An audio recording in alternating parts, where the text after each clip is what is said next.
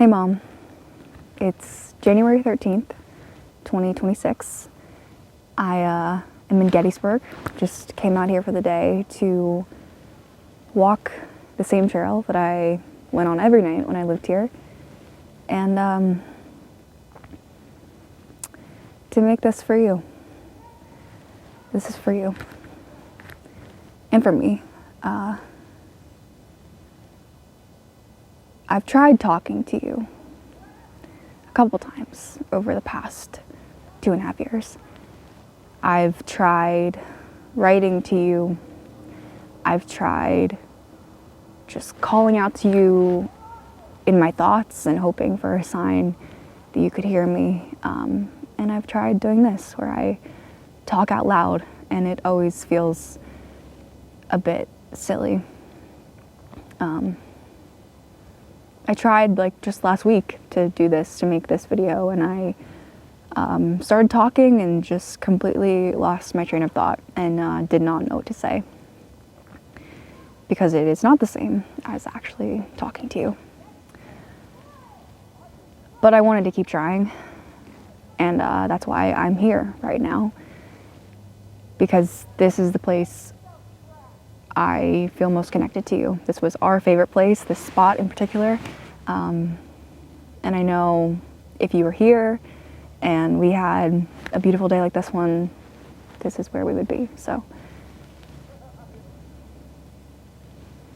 I feel good. I feel like you're actually here and I'm talking to you this time.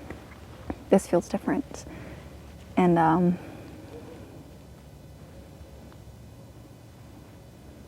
I believe you're here. Sometimes I struggle to feel your presence,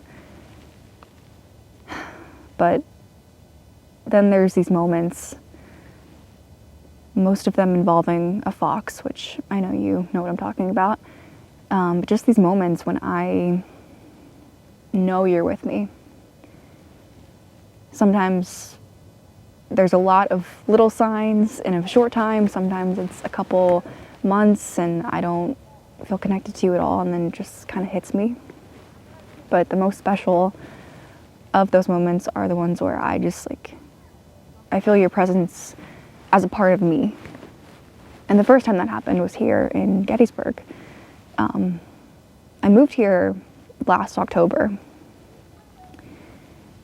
just because being at home was really hard. Being in that house with lots of memories and emotion was very challenging, and I needed a change. I needed a place that would allow me to slow down and have space and time to process, to open myself up to my grief, because I very much was not feeling much of it. And I came here because it was the only place I could really think of, and it took me a long time. It was very lonely, very hard, lots and lots of internal work and exploration of my inner world. But it just kind of happened that one night I was out here walking this trail, and it hit me, you are a part of me because you're my mom, because you brought me into this world and showed me so many beautiful things like Gettysburg. And that just feeling of warmth and light I had from your presence, I will never forget. And I refer to that anytime I miss you. I have to be honest that the past couple weeks have been incredibly challenging for me. I didn't expect the holidays to hit me as hard as they did this year, but it was definitely the most challenging since your passing. Just to not have you there and to realize you'll never be there again in the same way. And Christmas was actually great, just felt very peaceful and loving. But ever since then, I've been very dissociated. Like, I just keep looking around and my life does not feel like mine.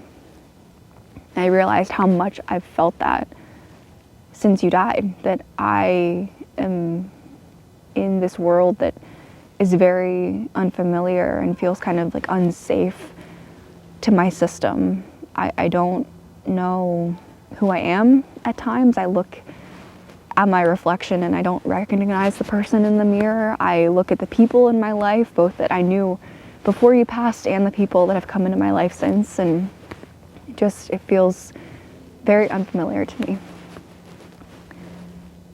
which is hard because I've also had a lot of amazing things happen to me over the last 2.5 years. And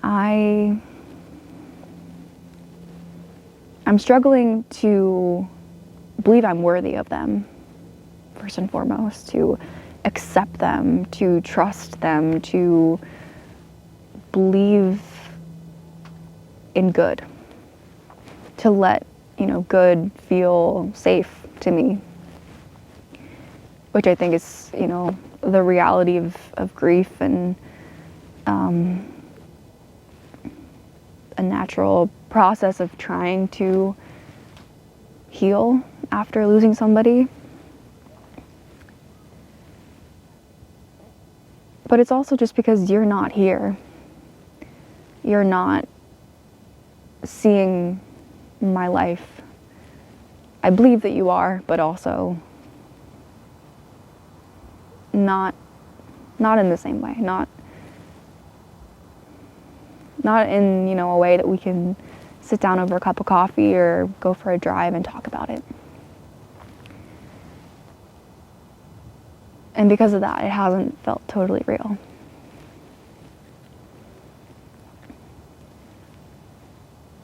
So I'm going to tell you about my life. I'm going to tell you about everything that's happened. And I want to start in May 2023, while you were still alive. You knew everything about me. You knew me better than anybody else, and I don't think anybody will ever know me in the same way that you knew me. But there was one thing I did not share with you.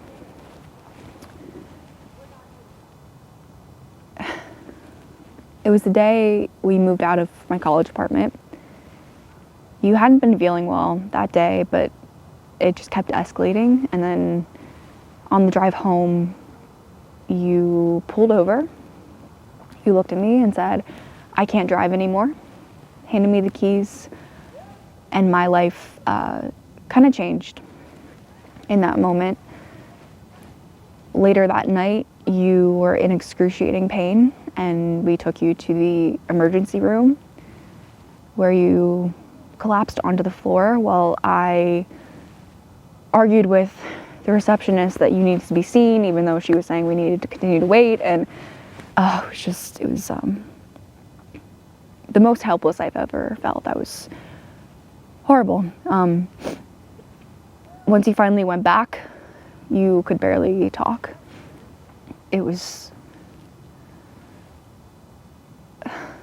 so much had happened and changed in such a short period of time, and they had no clue what was wrong. They kept you overnight and the entire following day, and there was still no answers. That following night, I woke up with just this feeling of horror. And I knew what was going to happen. I knew it. I felt it in my body. Like some future version of me was warning me. And I went to the bathroom. I was just getting sick over and over again, and I grieved you. I knew I was going to lose you, and I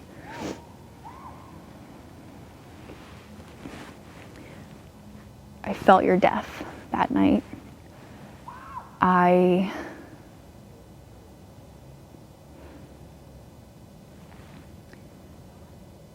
also gave up on myself that night. in grieving you, I lost my hope. I saw no life worth living without you. So I gave up on graduating college, on going to LA, on being a writer. I gave up on ever wanting to get married or fall in love or have kids and raise a family. I gave up on every dream of mine that you not only inspired but also poured so much of your own faith into. I gave up on life. I gave up on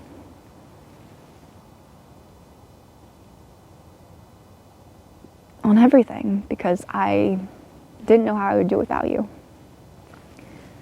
And that was the first night that my brain went there, and then I allowed myself to go there. I didn't make a plan or anything. I just kind of gave myself permission.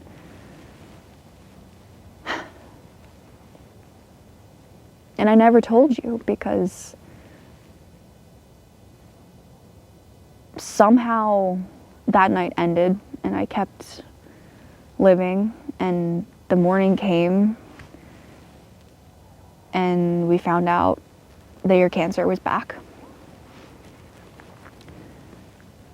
And I just put it in a box, locked it up. And I didn't feel it again or much of anything. Over the next few months, I just did what I could to be there for you, to take you to your appointments, visit you at the hospital, just be a daughter, be strong and solid by your side, and pretended that I believed you every time you said that you were going to be okay.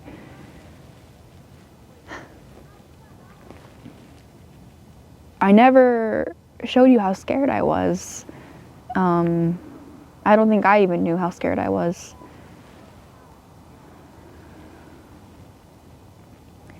And then in July, you passed away.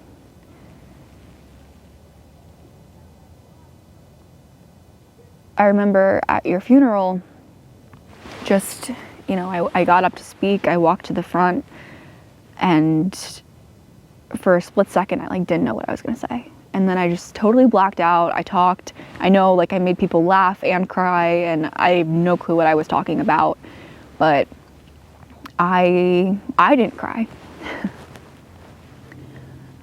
I didn't cry for over 2 years. I missed you, of course, but I did not feel the reality of our situation.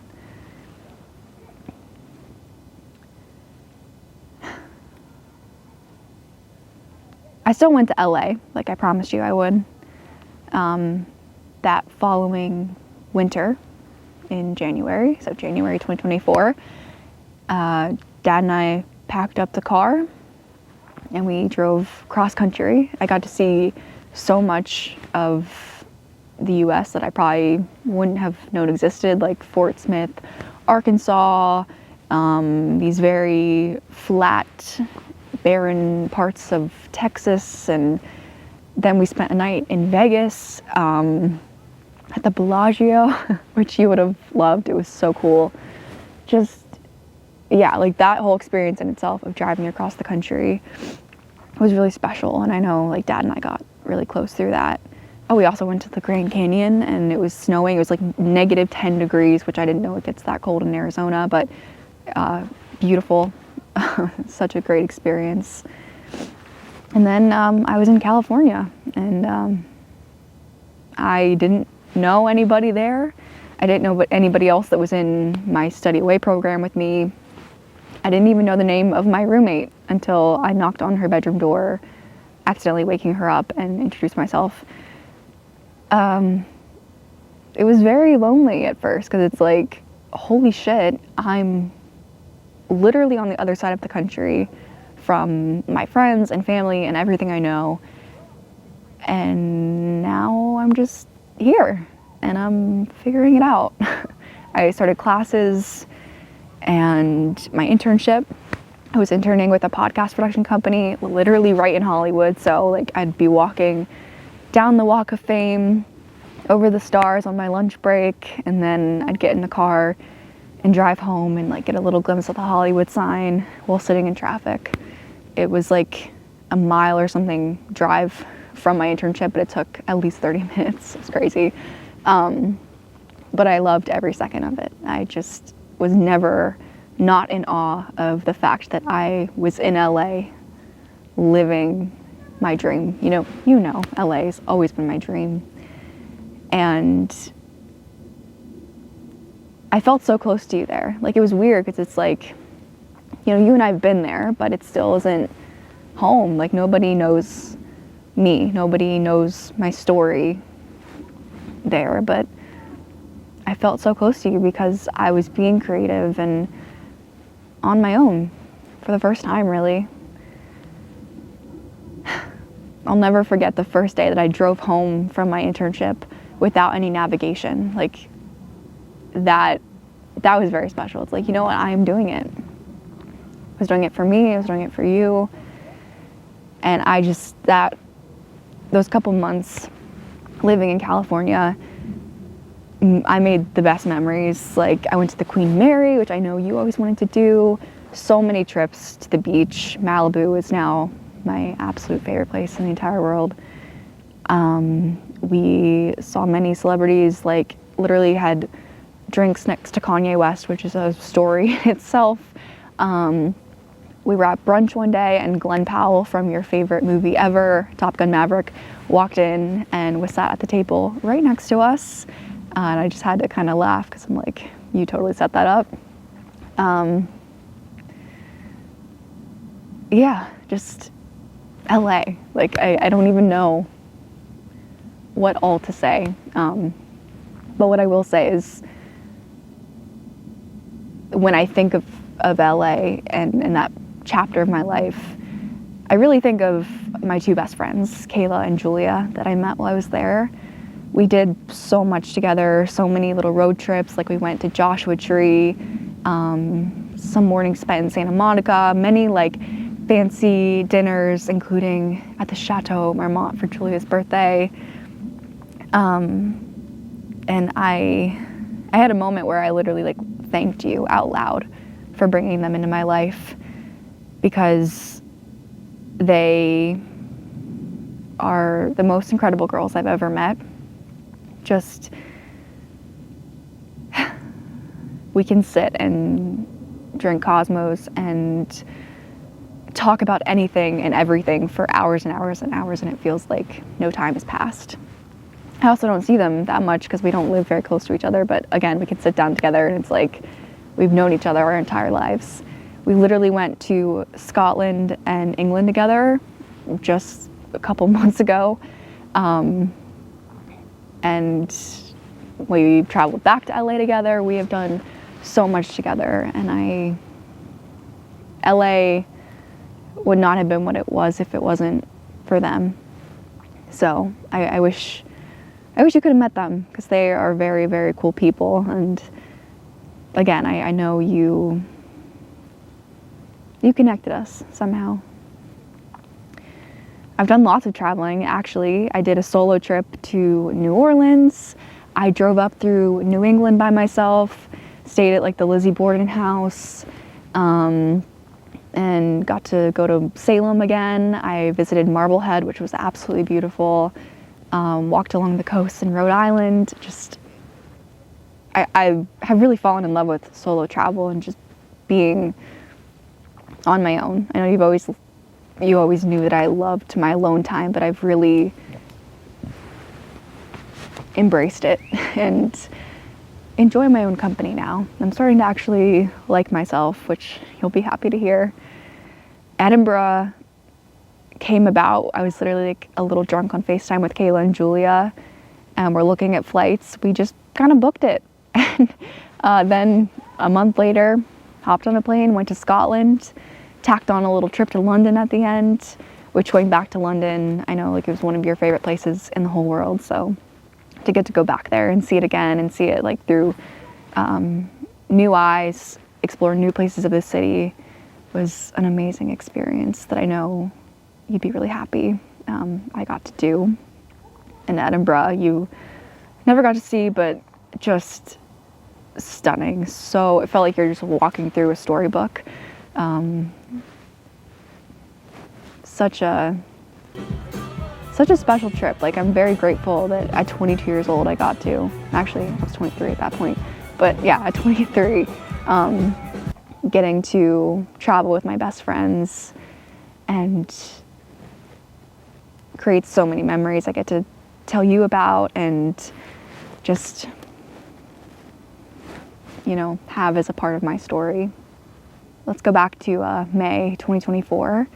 I went home from LA, graduated college. I officially have my bachelor's degree, and I was a little unsure about what I was going to do next. I thought I would go right back to LA and try to get a job in the film industry, but I decided to stay in Pennsylvania and just be open to new opportunities. I felt like there was more at home that I needed to do, which now I understand, like a lot of emotional processing I needed to do.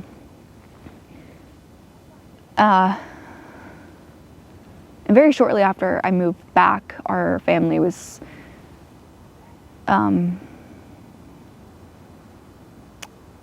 hit with another very unexpected hardship.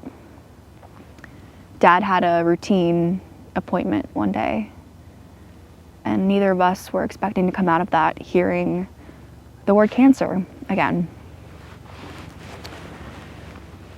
And it was a long journey, but he showed the same strength and dedication that you inspired us with throughout your treatment. He fought so hard and continued playing tennis and being the amazing dad that he is through all of it. And he's officially cancer-free. It was hard going through that without you, just knowing how much we both just could have used a hug from you. But I think that experience brought my dad and I closer even more so, and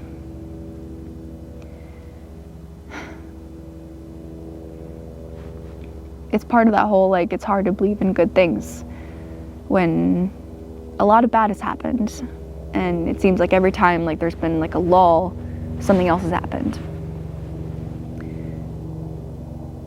But I'm fighting to continue to believe in good and to just take everything one day at a time. Something else happened while I was in Gettysburg, and that is that I met a boy.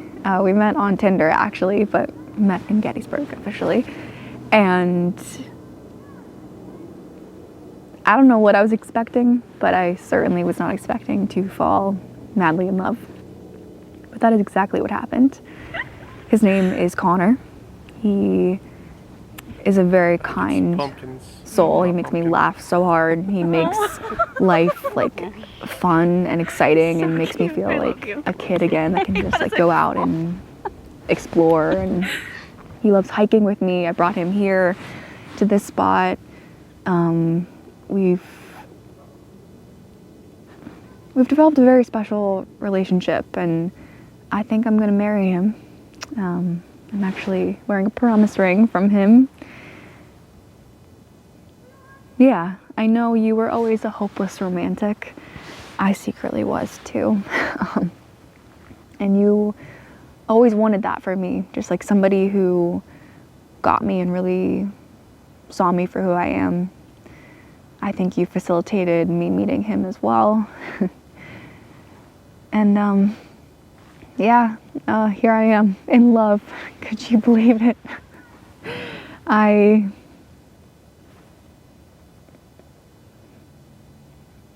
I'm very grateful for everything.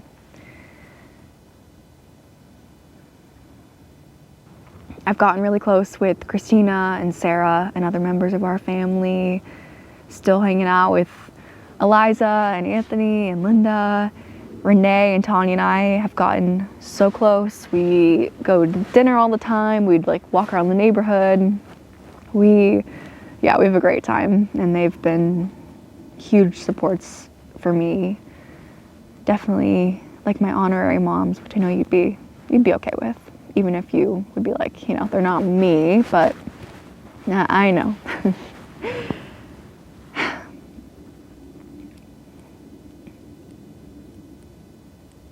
It's been very special to like welcome new connections into my life. And there are so many moments I just wish I could sit down and tell you that I'm happy. That's the hardest thing, is that you're not seeing me live out so many of the things you've wanted for me. And that's why it doesn't feel real at times, like everything happening doesn't feel real because I want to share it with you. I needed to make this video as a sort of like grand gesture of acceptance, both for the fact that you're gone, but also acceptance of all the life that I've lived since you passed. I went to a Taylor Swift concert, to the Eras Tour. I literally spent $2,000 on a concert ticket and drove the whole way to Toronto just to see Taylor Swift, and I would do it 100 times over. It was amazing. I started running, which who would have thought? Like, I was never a runner, but now I am. I literally run like a 5K every day. I ran a half marathon this past year. I love it. I love running. Again, who would have thought? I am writing a whole lot. I'm still trying to make that happen for myself. That's my goal for the year, is to finally like make it as a writer, to start making money as a writer.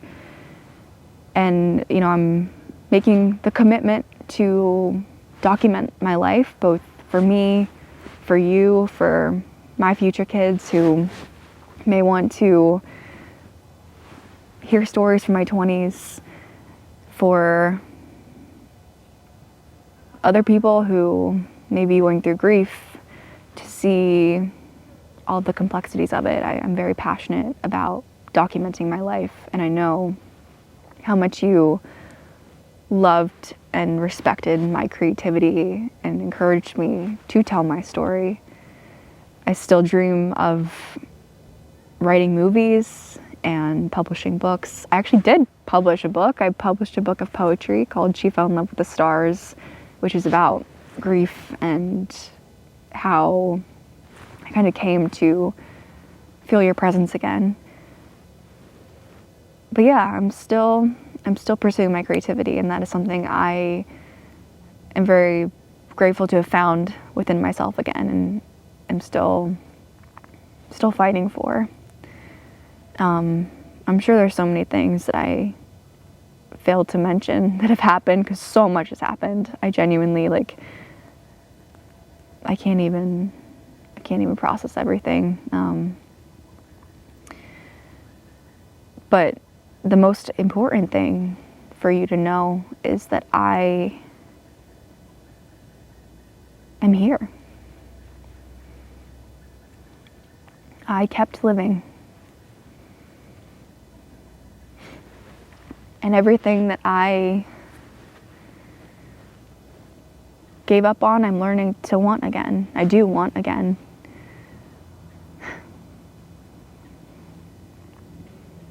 And my life right now is not easy. There's a lot that I'm working through, but I'm working through it. I'm going to therapy.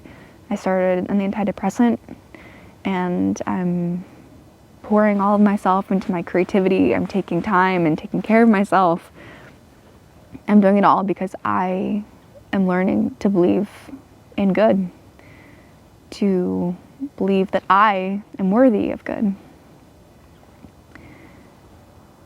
To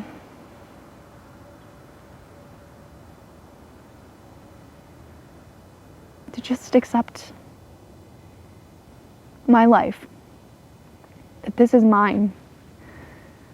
And every version of myself that I've been, the child that you raised, the little girl with the messy curls who was painfully shy, the version of me that cared for you while you were sick, the version of me who was incredibly numb after you died,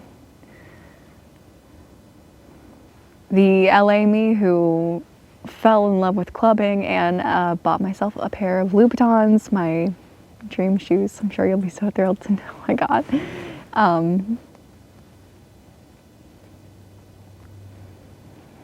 There's the version of me who lived here, who had a very slow daily life and spent a lot of time in quiet.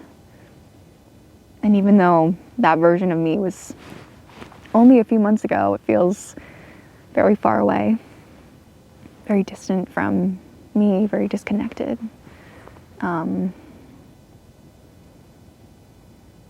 There's the me now that cries a lot, who is having a lot of emotions and memories emerge, who at times feels like a woman, who also like is working, and I'm spending a lot of time with Connor and just, enjoying my life, but also deeply struggling and trying to bring all of those past versions of myself to the present as well, to feel or to remind myself that they are all me. They've all led me to this moment, and they are all real. Mom, you are my testimony of magic, of the existence of magic in me, in the people I meet, in the places I go, even the magic that's in the darkness that we have to deal with. You always just believed in more. You saw more in everything. You found meaning and purpose where others wouldn't really look for it. You were present and sarcastic and made everything fun. You faced what came at you with so much strength. And you always poured so much love into me and everyone around you. And because of that, you are my testimony of magic. You are the reason I am here. You are the reason I am fighting and learning about myself and honoring the life that you gave me. I'm making this in a way to let you go. Not let you go in the sense that I won't be missing you or won't hold your presence as a part of me every day for the rest of my life. But to let you have that new presence. To stop comparing to the version of you that I had before. To stop being jealous of girls my age that still have their mom. But to know that I do have you, and I have you in a very magical way. And I'm letting myself move forward. I'm accepting this life as mine. And I'm gonna keep living it. I love you. Action.